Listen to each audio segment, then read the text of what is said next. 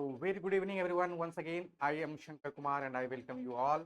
जैसा कि आप सभी को पता है, हम अपने इस मेडजेक्स के प्लेटफॉर्म पे बात कर रहे हैं जो करंट अफेयर।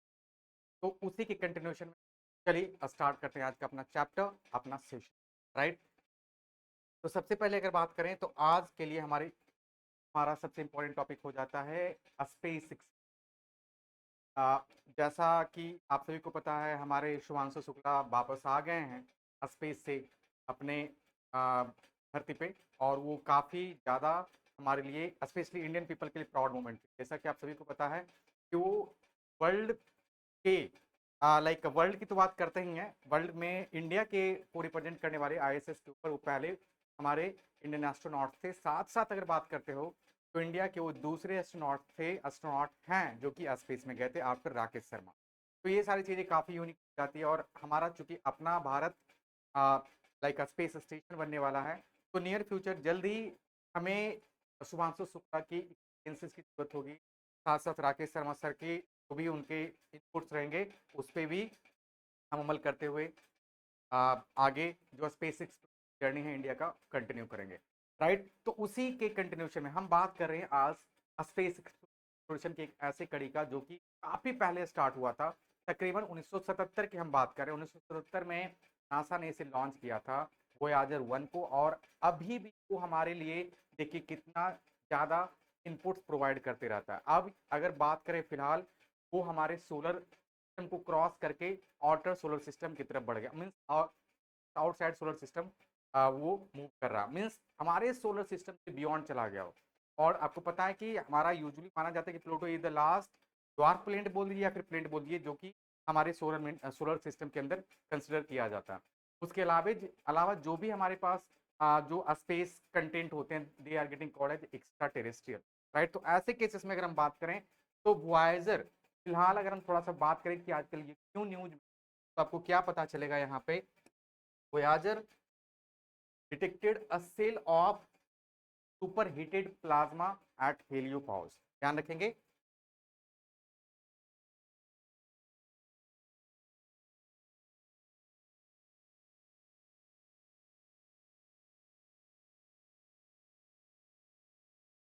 बात करें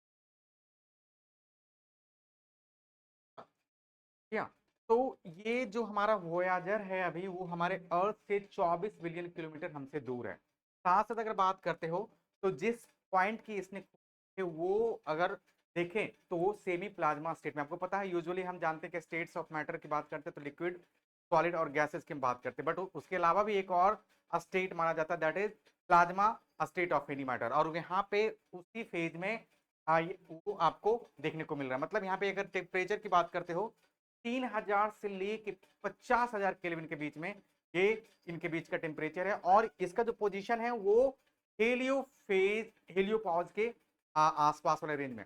हेलियोपाउस क्या होता है उसके बारे में हम बात करेंगे, राइट। ये यहाँ पे भी थोड़ा सा यहाँ पे जिक्र किया गया कि हेलियोपाउस क्या है। This is the boundary where our sun's influence ends, that is beyond our Pluto. हमारा सोलर सिस्टम आप देखते हो तो सेंटर में हमारा सन है, उसके चारों तरफ हमारे पास क्या है, प्लेनेट्स हैं। और एक ऐसा पॉइंट आता है जहां पे आप मानते हैं कि हमारे सोलर सिस्टम का एग्जिस्टेंस खत्म हो जाता है। सन की वो पॉइंट जहां पे उसकी लाइट नहीं पहुंच पाती है, that will be the last extreme point of our solar system. और वहां से जो पॉइंट हमारा स्टार्ट होता है आउटर स्पेस का, that will be called as heliopause, right. तो यहाँ पे हमने देखा कि हेलियोपॉज के ठीक बाहर आप देखेंगे कि 30,000 से 50,000 केल्विन वाला एक हमें सुपर हीटेड प्लाज्मा मिला है। और इसकी खोज किसने की है, हमारा वोयाजर ने किया है। अभी वोयाजर की बात करते हो तो ये लॉन्च किया गया था नासा के द्वारा कब, ये वोयाजर 1 लॉन्च किया गया था हमारे पास 1977 में। वोयाजर 1 जो था वो लॉन्च किया गया था नासा के द्वारा 1977 में। और it has been travelling through the space for nearly 5 decades. 1977 और 1977 से लेके आज अगर बात करते हो, हम हैं 2025 में, लगभग 50 साल हो गए हैं और तब से लेके कंटिन्यू ये अपना सर्विस देते रहा है, ह्यूमन बींग्स को नए नए इंफॉर्मेशन, नए नए आइडियाज देते आ रहे हैं, राइट। चलिए इसके बाद आगे बढ़ते हो तो जिसकी बात की थी हमने कि हेलियोस्पेस क्या होता है, अगर आप देख रहे हो तो ये हमारा लास्ट एक्सट्रीम पॉइंट है हमारा सोलर सिस्टम। ये जो बाउंड्री देख रहे हो ये हमारा लास्ट एक्सट्रीम पॉइंट है सोलर सिस्टम का। यहाँ पे आप देख रहे हो कि हमारे सारे प्लेनेट्स है, सारे प्लेनेट्स यहाँ पे देखेंगे, Earth, Neptune, Uranus, Pluto, Saturn, Jupiter, सारे यहाँ पे आ जाएंगे। और इसके बाद अगर आप देख रहे हो तो 2 वोयाजर है, वोयाजर 1 और वोयाजर 2। ये जो डिस्कवरी की गई कई वो हमारे पास वोयाजर 1 के द्वारा की गई है। और यहाँ पे अगर देखते हो तो आप अलग अलग लेयर्स की हम बात कर रहे हैं। तो वोयाजर 1 जो है हमारे पास हेलियोपाउस में के जोन में है, जहां पे हमारा जो सन का जो एग्जिस्टेंस रहता है, लाइट जो रहती है वहां तक नहीं पहुंच पाती है, वो हमारे पास कहलाएगा हेलियोपाउस वाला जोन। और इसके फर्दर अगर जा रहे हो तो वो कहलाता है, देखिए, बोसॉक जोन। और उसके बाद आप बात करेंगे एक हमारे पास टर्मिनेशन शॉक भी होता है, बो शॉक और टर्मिनेशन शॉक। क्या होता है बो शॉक? बो शॉक वो फेज होता है जहां पे आप देखेंगे, अब चूंकि हमारे मिल्की वे में हमारे सन जैसे इससे बहुत सारे स्टार्स हैं, और उन सारे स्टार्स से क्या निकलती है? सोलर विंड्स निकलती है। जैसे हमारे अर्थ से भी सोलर विंड्स निकलता है, तो उन सारे स्टार से भी क्या निकलती है? सोलर विंड्स आती है। और ये सोलर विंड्स अफेक्ट होती है किससे? किसी हेवी मास के थ्रू। वहां पे हमारा जो अर्थ है उसका अपना एक ग्रेविटेशनल पुल है, ये ग्रेविटेशनल पुल जनरेट करता है हमारे पास एक काफी like heavy amount of force. साथ साथ हमारे अर्थ का अपना एक क्या है? मैग्नेटिक स्फीयर है, मैग्नेटिक फील्ड भी। और वो मैग्नेटिक फील्ड क्या करेगा? ये जो हमारे पास इंटरस्टेलर विंड आ रहे हैं, दूसरे सन्स के जो विंड, सोलर विंड्स जो जनरेट होकर आते हैं हमारे अर्थ के साइड या फिर हमारे सन के साइड, सोलर सिस्टम के साइड, वो क्या कर रहे हैं? हमारे सोलर सिस्टम का जो अपना मैग्नेटिक फील्ड है उसके इंटरेक्शन में आने के बाद एक शॉक पैदा करती है, और वो शॉक क्या कहलाएगा? बो शॉक कहलाएगा। तो आपने देखा सबसे पहले ये हमारा सोलर सिस्टम इंड होता है, तो वहां पे आप देखेंगे हेलियोपाउस आ जाता है। देखिए ये हमारा जो बाउंड्री आप देख रहे हो ये पूरा हमारा हेलियोपाउस है। हेलियोपाउस के अंदर एक पॉइंट आप देख रहे हो वो टर्मिनेशन शॉक है, उससे बाहर अगर आप जा रहे हो तो एक बो शॉक है।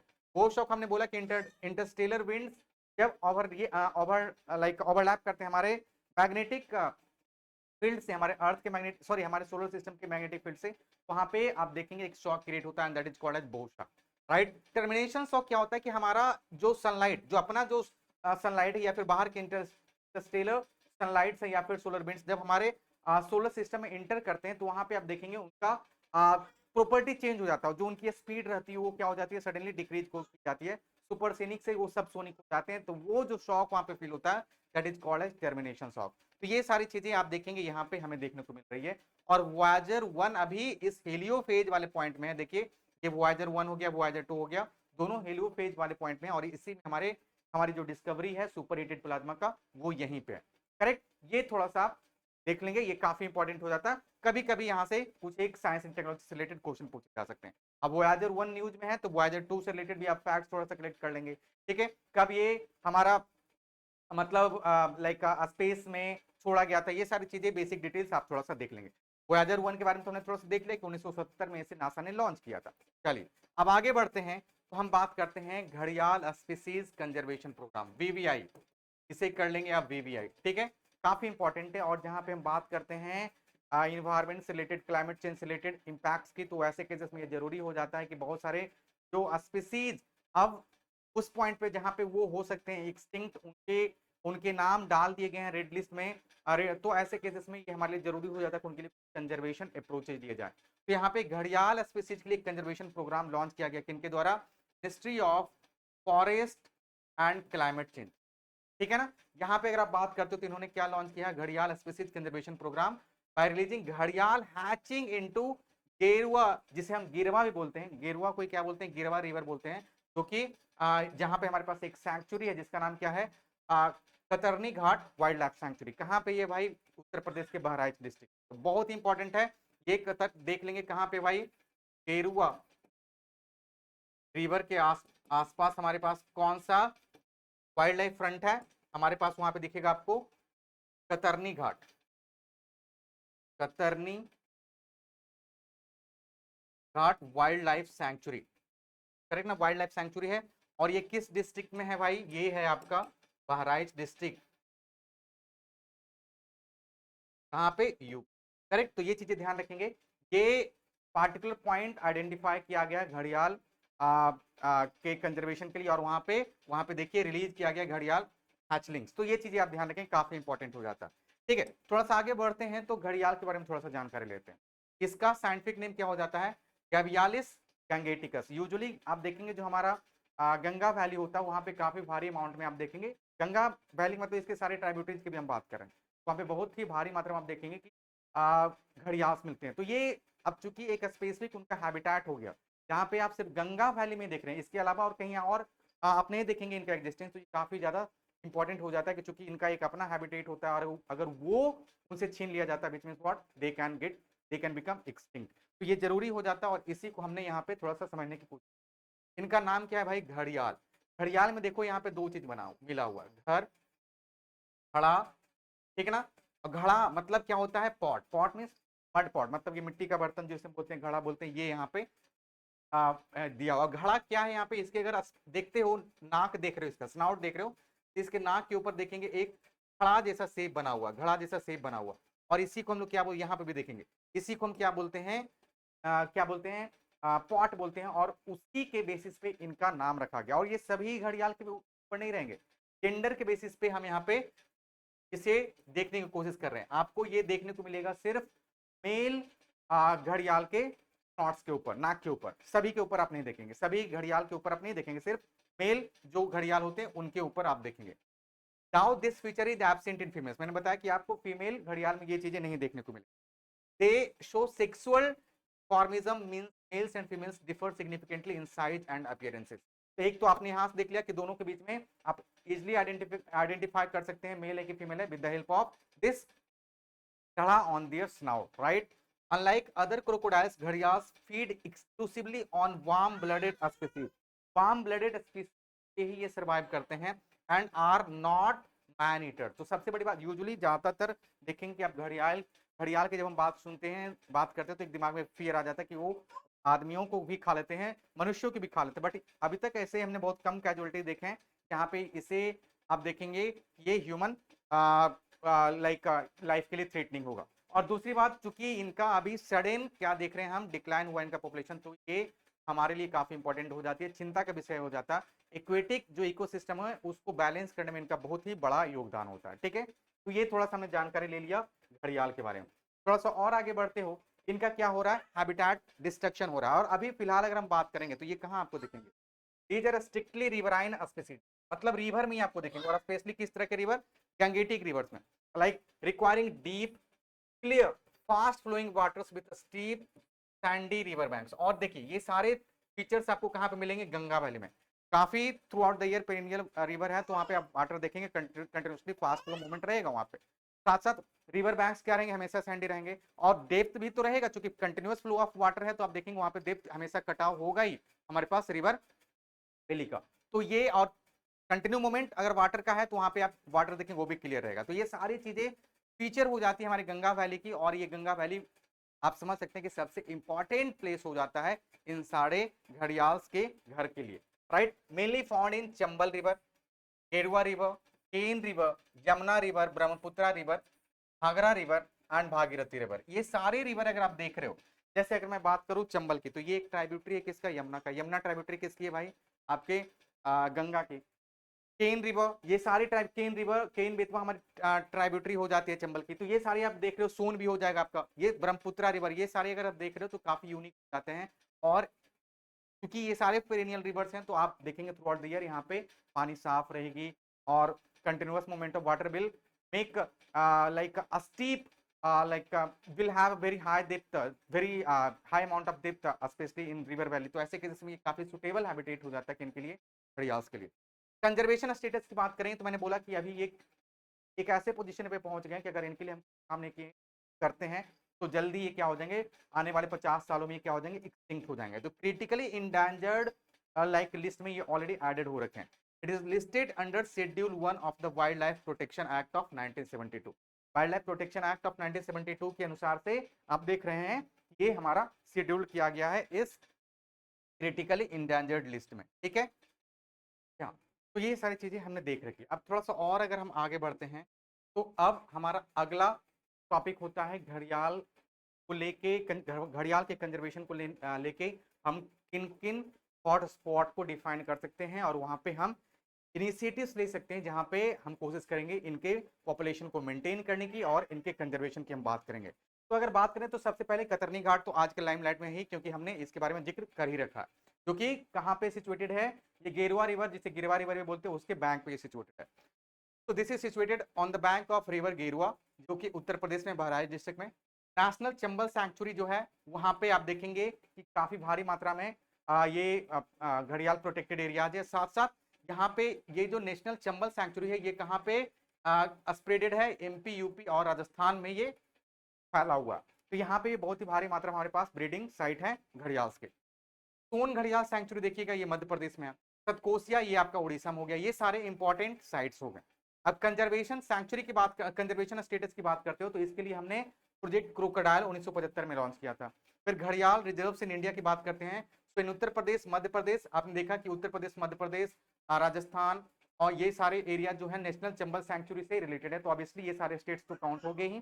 साथ साथ आप कतरनी घाट जैसे इंपॉर्टेंट वाइल्ड लाइफ सेंचुरीज की बात करोगे, जो कि इंपॉर्टेंट ब्रीडिंग साइट्स हैं, तो ये चीजें काफी इंपॉर्टेंट हो जाती है। प्रोजेक्ट क्रोकोडाइल की बात करते हो तो initiative of, it was an initiative of United Nation development programme plus food and agriculture organisation. ये दोनों ने कंट्रीब्यूट किया काफी ज्यादा इस लाइक कंजर्वेशन स्टेटस को मेंटेन करने में और प्रोजेक्ट क्रोकोडाइल को लोगों के बीच में प्रमोट करने के लिए और उनके बीच में अवेयरनेस लाने के लिए ये हमने देखा। और ये इनिशिएटिव बेसिकली इन्हीं दोनों के द्वारा चलाया जा रहा है। ये सारी चीजें हमने देख रखी है। अब ऑपरेशन मिडनाइट हैवर, हमने बात की थी ऑपरेशन सिंध, राइट, पिछले सेशन की बात करते तो हमने ऑपरेशन सिंध की बात की थी, जहां पे आपने देखा था कि एक जियोपॉलिटिकल इशूज पैदा हो गए थे जब हमारे पास ईरान इजराइल के वार में यूएसए वहां पे कूद जाता, और जब यूएसए यहाँ पे एंगेज करते हैं अपने आप को इस वार में, तो उसे उन्होंने बोला था ऑपरेशन मिडनाइट हैमर। मिडनाइट रात में 12 बजे वो क्या करते हैं, एक लाइक डिक्वाय मतलब डाइवर्जन के लिए उन्होंने 2 फ्लाइट सेम टाइम कुछ ऐसे डायरेक्शन में उन्होंने छोड़ा कि उन्हें लोगों को पता नहीं चला कि किस पर्पज से किधर जा रहा है, ठीक है ना। बट कुछ 24 घंटे तकरीबन, तो 24 घंटे के बाद हमें पता चलता है कि उन्होंने एक अटैक किया है ईरान के न्यूक्लियर इंस्टॉलेशन साइट्स के ऊपर, जिसका नाम था नाटांज, फोर्डो और इस्फहान। ये सारे जो साइट्स हैं ये हमारे ईरान के न्यूक्लियर इंस्टॉलेशन साइट्स हैं। ध्यान रखेंगे ये सारे काफी इंपॉर्टेंट न्यूक्लियर साइट्स हो जाते हैं। अगर थोड़ा सा और बात करते हो आप, थोड़ा सा और अगर बात करते हो आप क्या, तो ये उसी से रिलेटेड था। अब थोड़ा सा इसके बारे में हम जानकारी ले लेते हैं कि आजकल ये न्यूज में बना हुआ है, और जो पॉलिटिकल इशूज की जब हम बात करेंगे तो ये काफी इंपॉर्टेंट मुद्दा हम सबके बन के हम सबके सामने आएगा। तो की हाइलाइट्स की बात करेंगे। The strikes known as operation midnight hammer mark the first direct US military intervention in this Iran Israel war, right. अब यहाँ पे बात करते हो the operation was coordinated with Israeli forces. यहाँ पे इजरायली फोर्सेस ने कोऑपरेट किया था, कोऑर्डिनेट किया था। बात करते हैं जो इन्होंने यूज किया है, जो इनका मेन टारगेट था वो था आपके फॉर्डो में। फॉर्डो जो साइट है वहां पे न्यूक्लियर इंस्टॉलेशन प्लांट है हमारे ईरान का, और वहां पे वो जमीन से 300 फीट नीचे था, और वहां पे जो न्यूक्लियर माना जाता था, रिसर्च और एनालिस्ट ने बताया था कि वहां पे ईरान का न्यूक्लियर पावर प्लांट हो सकता है, डेवलप किया जा रहा हो। तो मेन टारगेट था ये 300 फीट नीचे का uranium based nuclear like installation site Iran का, और वो हमारे लिए काफी ज्यादा डिस्ट्रक्टिव भी हो सकता था अगर टारगेट को हिट करता तो। बट फिर भी माना जा रहा है कि वहां पे काफी ज्यादा लाइक डिस्ट्रक्शन हुआ है इस ऑपरेशन के दौरान। स्पेशली यूएसए ने काफी ज्यादा वहां पे डिस्ट्रक्शन कॉज किया है इस फॉर्डो साइट को, और इसके अलावा इन्होंने नाटांस और इस्फहान को भी टारगेट किया था। थोड़ा सा और आगे बढ़ते हैं आप तो देखेंगे कि जो इन्होंने यूज किया, अब चूंकि आप समझ सकते हो कि 15 से 20 घंटे की जर्नी करके आप जा रहे हो एक ऐसे कंट्री, मतलब आप सोचिए अमेरिका ने, नॉर्थ अमेरिका ने क्रॉस किया यूरोप, फिर अफ्रीका के ऊपर एशिया में जाके ईरान के ऊपर वो बम गिरा। आप समझिए कि कितना बड़ा ये पावर का बात है। लेकिन हम आगे बात करेंगे कि बेसिकली क्यों ये इतना आसान हो जाता है। का जो पॉलिटिकल स्ट्रक्चर होता है, डिफेंस का जो मैकेनिज्म होता है, जो वो बात करते हैं डिप्लोमेसी की, that is very much like unmatched, right. तो अगर बात करें कि जिस बॉम्बर को उन्होंने यूज किया था, जिस फ्लाइट को उन्होंने यूज किया था, उसका नाम था B2 बॉम्बर्स, और वहां पे इसे बोल रहे हैं GBU-57। इस बात मैसिव ऑर्डिनेंस पेनिट्रेटर, ध्यान रखेंगे, it is the largest non nuclear bomb in the US invent, largest non nuclear bomb, ध्यान रखेंगे ये नॉन न्यूक्लियर बॉम्ब था, ठीक है।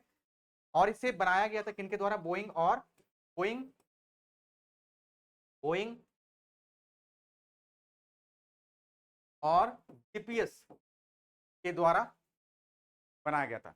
It is engineered specifically to target deeply buried and hardened bunkers. अब 300 feet मतलब 200 फीट तो इसका माना जाता था कि उतने अंदर तक के अगर कोई चीजें हैं तो उसे वो आसानी से डिस्ट्रॉय कर सकती थी। हम बात करें कि जो हमारा जो ये प्लांट था कहाँ पे, फॉर्डो में, वो 300 फीट जमीन के अंदर था, तो वहां पे कितनी कैजुअलिटीज डिस्ट्रक्शन होगी आप ये अंदाजा लगा सकते हैं न्यूज के थ्रू।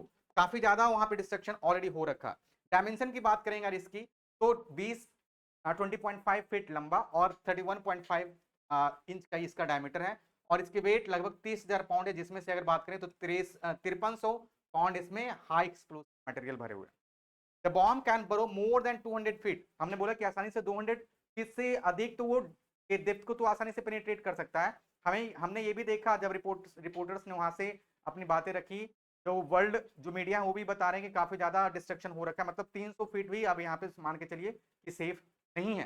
तो काफी आसानी से GBU-57 ने इस फॉर्डो के जो न्यूक्लियर इंस्टॉलेशन साइट्स थे ईरान के, उसे डिस्ट्रॉय कर दिया। It's casing made from high performance steel alloy, ये जो इसके केसिंग है, जो आउटर केसिंग है, वो हाई परफॉर्मिंग स्टील से बना हुआ है। Helps it to withstand the immense impact force upon penetration, आराम से ये क्या कर सकता है कि बिना फटे हुए वो 200 फीट अंदर जाएगा और फिर अंदर जाके वो क्या करेगा, ब्लास्ट करेगा, ठीक है। मतलब 200 फीट वो अंदर जाएगा, 200 प्लस फीट वो जाएगा डेप्थ में, और वहां पे फर्दर जाने के बाद वो क्या करेगा, ब्लास्ट करेगा। न्यूक्लियर सॉरी जो एक्सप्लोजन जो होगा, वो डेटोनेशन जो होगा एक्सप्लोजन का, वो 200 फीट अंदर जाने के बाद होगा, तो समझिए कि बड़ी डिस्ट्रक्शन होगी, right. No other country than US have any non nuclear weapon system that can penetrate such a site having a depth of 300 feet, जैसा कि आपने देखा था फोर्डो में था, राइट। ये हम देखिए, अगर बात करें कि क्यों इतना यूएसए की मिलिट्री इतनी ताकतवर है, आपने बोला कि डिप्लोमेसी होती है वहां पे काफी इंपॉर्टेंट हो जाती है यूएसए के लिए। डिफेंस मैकेनिज्म जो उनकी है वो काफी ज्यादा सिक्योर और काफी ज्यादा एडवांस है। जैसे देखिए यहाँ पे बात करते हैं US military presence around the world, आप अगर देखो तो Turkey, Italy, Germany, UK, Spain, Cuba, Canada, Peru, Saudi Arabia, Kuwait, Japan, south Korea, Australia, ये सारे जो लोकेशंस आप देख रहे हो ये यूएसए के मिलिट्री बेसिस हैं। The US has about 750 bases in at least 80 countries, मतलब 80 कंट्रीज में, वर्ल्ड के 80 कंट्रीज में 750 लगभग बेसिस हैं यूएसए के। तो अपने कंट्री में तो है भाई, उसके अलावा वर्ल्ड के 80 कंट्रीज में इसके बेसिस हैं around the world. It is approximately 173,000 troops deployed in 159 countries, और इसके 1,73,000 जो ट्रूप्स हैं वो क्या है, 159 कंट्री में डिप्लॉय हो रखे हैं। आप समझ सकते हैं इससे इसका वेटेज, राइट। थोड़ा सा और आगे बढ़ते हैं आप, क्या देखते हैं, यहाँ पे बात कर रहे हैं countries with the most number of US, सबसे ज्यादा यूएस बेस कहाँ पे भाई, जापान में है, जापान में है सबसे ज्यादा यूएस बेस, कहाँ पे है, जापान में है। उसके बाद अगर बात करें countries with the most number of US, वो भी सबसे ज्यादा 53,713 कहाँ पे है, जापान में। फिर उसके बाद जर्मनी, फिर South Korea, Guam, Italy, Puerto Rico, UK, Portugal, Turkey, Bahrain, Belgium, Panama, Marshall island, Kuwait, Saudi Arabia, ये सारे प्लेसेस अगर आप देख रहे हो तो ये बड़े पड़े हुए हैं यूएस बेसिस से, और इसी के बेसिस पे आप देख सकते हो इधर हमारे पास ट्रूप्स हो गए और इधर यूएस बेसिस हो गए, इधर यूएस बेसिस हो गए, यहाँ पे ट्रूप्स हो गए। ये सारी चीजें काफी इंपॉर्टेंट हो जाती है, अगर आप समझ रहे हो। हम अगर हम जियोपॉलिटिक्स की बात करते हैं तो क्यों हम बात करते हैं हमेशा यूएसए के डोमिनेंस की, काफी सिंपल है कि पॉलिटिकल जियोपॉलिटिकल इश्यूज को उन्होंने काफी अच्छे तरीके से हैंडल कर रखा है। अब उनकी इतनी बड़ी इन्फ्लुएंस है, कोई नानुकुर भी नहीं कर सकता। तो ये क्या दिखा रहा है, डोमिनेंस, एक तरफा पूरा जो वर्ल्ड है वो यूएसए की तरफ झुका हुआ है, ठीक है, ये आप देख सकते हैं। इसके बाद अगर बात करेंगे तो what is joint comprehensive plan of action, ध्यान देंगे काफी इंपॉर्टेंट हो जाता है joint comprehensive plan of action, what is it. अब देखिए ईरान की बात करते हैं तो आपने पहले भी देख रखा था, हमने जब बात की थी न्यूक्लियर सिनेरियो की आजकल के जमाने में मतलब 4-5 सेशन पहले जब हमने लिया था क्लास, तो वहां पे हमने ऑलरेडी इसके बारे में बात कर रखी। तो JCPO is actually called as Iran nuclear deal. Iran के साथ न्यूक्लियर डील हुआ था। किनका? किन किन कंट्रीज का? यूनाइटेड स्टेट का ध्यान रखेंगे, यूएसए का, यूके का, फ्रांस का, फ्रांस, रसिया, जर्मनी, कितने हो गए? 5। These are 5 nations plus European union. समझ रहे हो मेरी बात?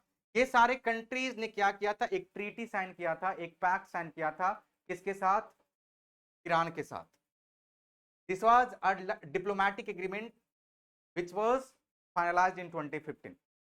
क्या था इसका मतलब? अब अगर बात करते तो यहां पे ये माना जा रहा था कि जो डेवलपमेंट हो रहा है न्यूक्लियर वेपन का ईरान में, उसको हम मॉनिटर करेंगे। अगर सिचुएशंस आती है, मतलब उनको हम सपोर्ट देंगे और उन्हें हम कोशिश करेंगे कि आप न्यूक्लियर प्रोग्राम ना बनाओ। ये कन्विंस करेंगे उनको कि आप न्यूक्लियर प्रोग्राम में अपना कुछ भी इंटरेस्ट मत रखो। हम आपको अगर कुछ डिफेंस वाली बात आती है तो आपको सपोर्ट करेंगे। ये इन 5 कंट्रीज का कहना था। पर चोरी छुपे आप मान लो, या फिर जो इन्हीं 5 में से कुछ एक कंट्री थे जो कि ओपनली बोल रहे थे कि ईरान को हम कुछ नहीं करेंगे और उन्हें बनाने भी नहीं देंगे।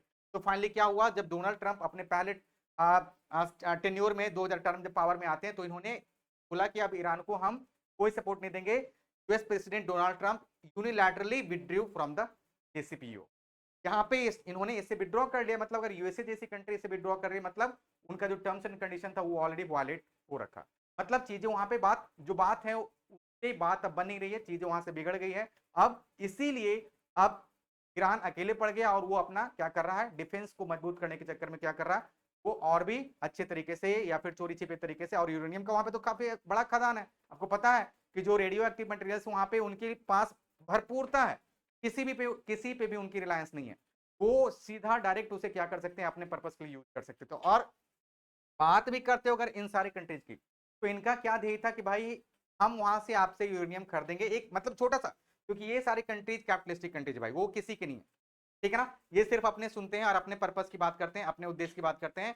और चूंकि ईरान में काफी भारी मात्रा में क्या है हमारे पास? रेडियो एक्टिव मटेरियल्स हैं, स्पेशली न्यूक्लियर प्रोजेक्ट के जो भी रॉ मटेरियल्स चाहिए वो सारी चीजें उपलब्ध है। तो ये चाहते हैं कि वहां पे कंट्रोल करें, बनने ना दे, उनको डिफेंस में प्रोवाइड करेंगे, उनको रीजन ही नहीं दे कि आप बनाओ न्यूक्लियर पावर, न्यूक्लियर वेपन आप बनाओ, और जो भी आपके रॉ मटेरियल्स है हम वहां से लेंगे और हम अपना डेवलपमेंट करेंगे। मींस डायरेक्टली, ये ओपनली नहीं वो बोलते हैं, मतलब उनका ये डिप्लोमेसी है। आप समझ सकते हो कि ये क्या वहां पे कन्वे करने की कोशिश कर रहे हैं। और इस तरीके से आप देखेंगे कि हमारा पूरा ये सेशन कुछ यहीं पे आके खत्म होता है। ठीक है? ये था हमारा joint comprehensive plan of action. एक बार शुरू से अगर बात करें तो हमने कहां से स्टार्ट किया था? हमने स्टार्ट किया था सबसे पहले वॉयाजर का जर्नी, जो कि वॉयाजर 1 ने हमें दिया है हेलियो पाउज रीजन में एक बहुत ही बड़े सुपरहीटेड प्लाज्मा की जानकारी।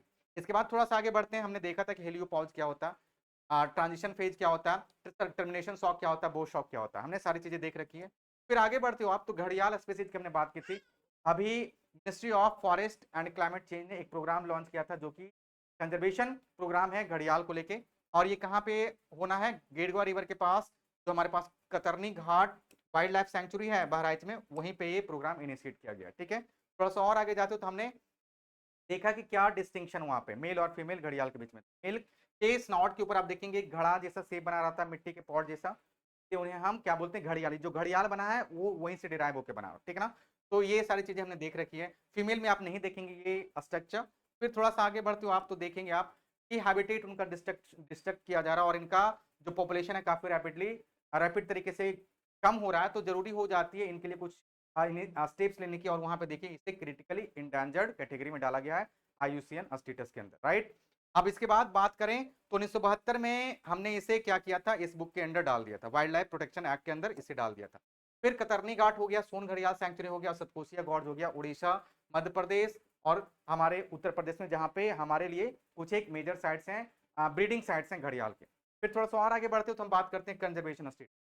क्रोकोडाइल हमने 1975 में लॉन्च किया था, जो कि किनके देखरेख में काफी अच्छे से प्रचार प्रसार किया जा रहा है उनका, UNDP और फूड एंड एग्रीकल्चर ऑर्गेनाइजेशन के द्वारा। और घड़ियाल रिजर्व साइट्स तो आपने देखा कि यूपी, MP, राजस्थान में है ही। ठीक है? ये सारी चीजें आप ध्यान में रखेंगे, काफी इंपॉर्टेंट हो जाता है। चलिए, तो आज का सेशन हम यहीं पे एंड करते हैं। अपने अगले सेशन में फिर हम कुछ ऐसे ही इंपॉर्टेंट पॉइंट्स लेके आएंगे। ऑपरेशन मिडनाइट हैमर हमने देख ही लिया है, तो आप कोशिश कीजिए कुछ और न्यूज़ कलेक्ट करने की, और अपार्ट फ्रॉम दैट अगर आपके लिए कोई सजेशन होता है जो हमारे लिए फ्रूटफुल होगा, please don't forget to mention it. तो ऐसे ही सेशंस लेके हम आते रहेंगे, सो तब तक जुड़े रहिए हमारे साथ। Thank you so much, thank you, take care, bye bye.